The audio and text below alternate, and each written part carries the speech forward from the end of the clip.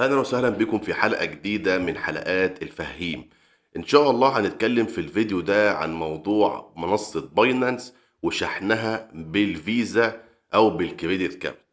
طبعا يا جماعة أي حد يقول لك اشحن منصة باينانس بالكريدت كارت بتاعتك، والكريدت كارت بتاعتنا في مصر بتدفع 250 دولار والكلام ده كله، ما تحاولش أو ما تخليش حد يضحك عليك، لأن الموضوع مقفول في مصر. مصر بتقول ان المنصات الرقميه زي باينانس والتداول العملات الرقميه والبيتكوين والكلام ده دي تعتبر جريمه، فمش هتعرف تحول فلوس او تشتري دولار رقمي بالكريدت كارت بتاعتك. ده رقم واحد.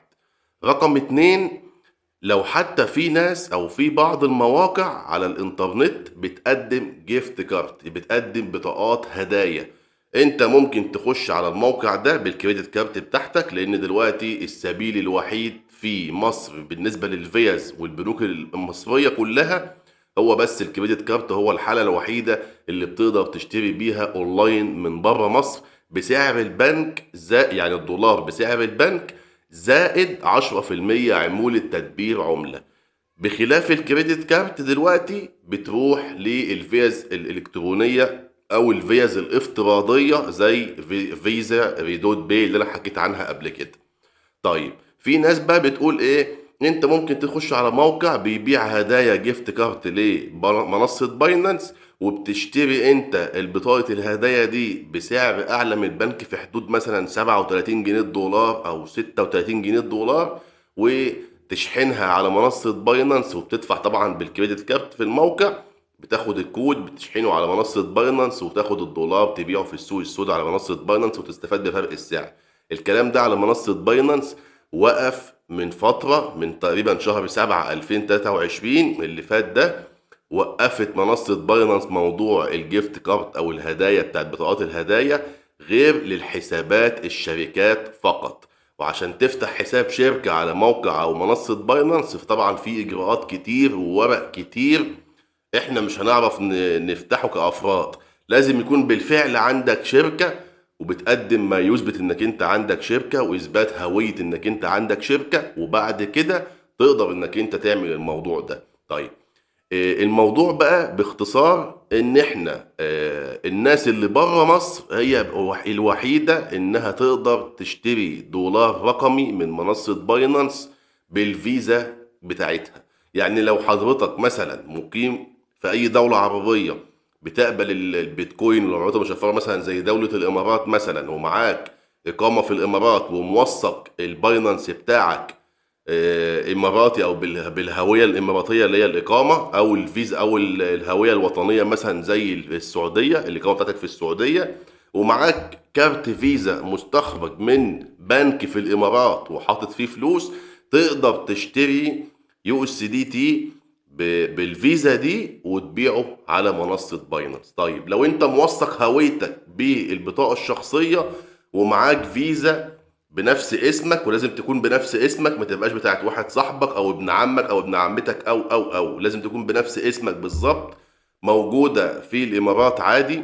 وانت مثلا لو انت عندك اقامة مثلا سافرت بعد كده وانت عامل باينانس مصري وموثق بالهوية المصرية عادي، بس الاسم اللي موجود على الفيزا الاماراتية او السعودية اللي انت مستخرجها من البنك اللي في الامارات او البنك السعودي او البنك الكويتي او اي دولة تانية غير مصر، طبعا تكون دولة مقبول فيها العملات المشفرة، تقدر بكل سهولة انك انت تشتري بالكريدت كارت او بالفيزا بتاعتك بتاعت البنك اللي هو بره ده دولار رقمي. طيب الموضوع بيتم ازاي وازاي نشتري وازاي نتعامل وندفع بالفيزا بتاعتنا؟ ان شاء الله ده اللي هشرحه لك داخل الفيديو، ولكن للناس اللي في مصر الكلام مش هينطبق عليها. لو انت مصري وعايز تفهم وتشوف الخطوات بتمشي ازاي مفيش مشكلة ان انت تشوف الفيديو وتكمله، بحيث انك انت تبقى فاهم الخطوات ماشية ازاي وازاي اصلا بنطلع ايقونة ان احنا ندفع على منصة باينانس بالفيزا، لانها مش بتبقى موجودة.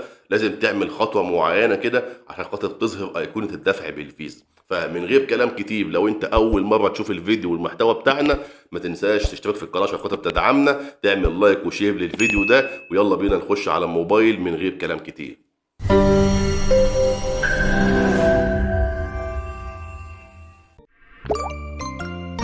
الموضوع يا جماعة بيتم ازاي؟ طبعا احنا لو دخلنا على منصة باينانس بالشكل اللي انتوا شايفينه قدامكم ده، وعملنا ضغطنا على كلمة ايداع، مش هيطلع لنا غير خيارين اتنين بس: التداول من شخص لشخص، وايداع عملات رقمية، ارسال العملات الرقمية الى حسابك عبر منصة باينانس. طيب احنا بقى نظهر موضوع الدفع بالفيزا ازاي. لازم اول حاجة نخش على التداول من شخص لشخص، ونغير الوسيله الدفع او الجنيه، او نغير بالعمله اللي انت فيها. لو انت مثلا في الامارات هتغير الامارات، هتخليه الامارات. يعني انا مثلا هنا احنا في مصر، فمكتوب هنا كلمه ايجيبت فوق اهي، هنغيرها لدولار.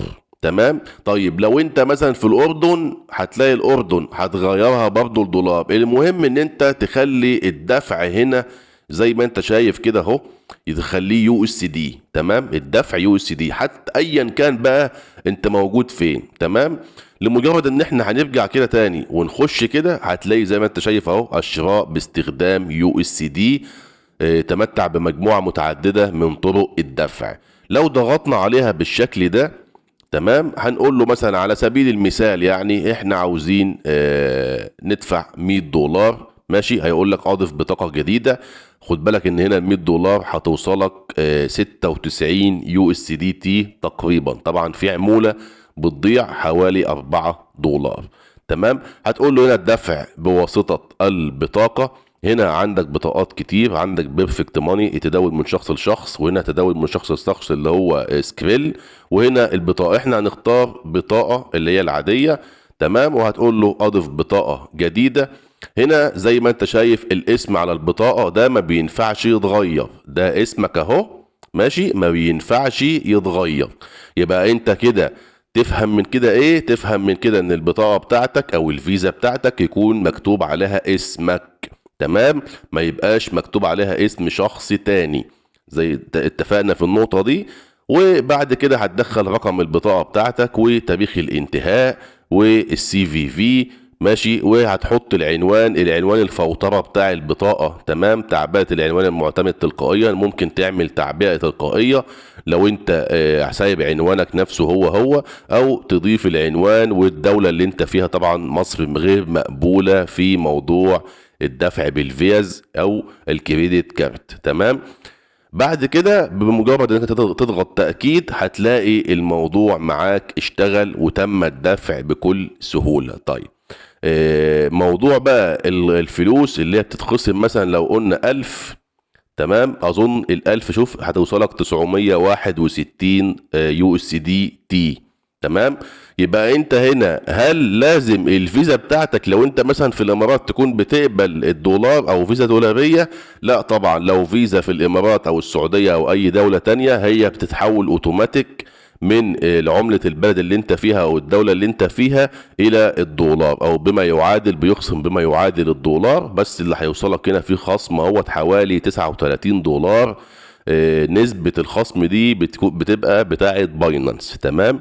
هي دي كل الفكرة، وموضوع سهل ومفيهوش اي مشكلة منه. زي ما انتوا شفتوا كده يا جماعة، الموضوع مفيهوش اسهل من كده. ولحد هنا كانت نهاية الحلقة بتاعتنا.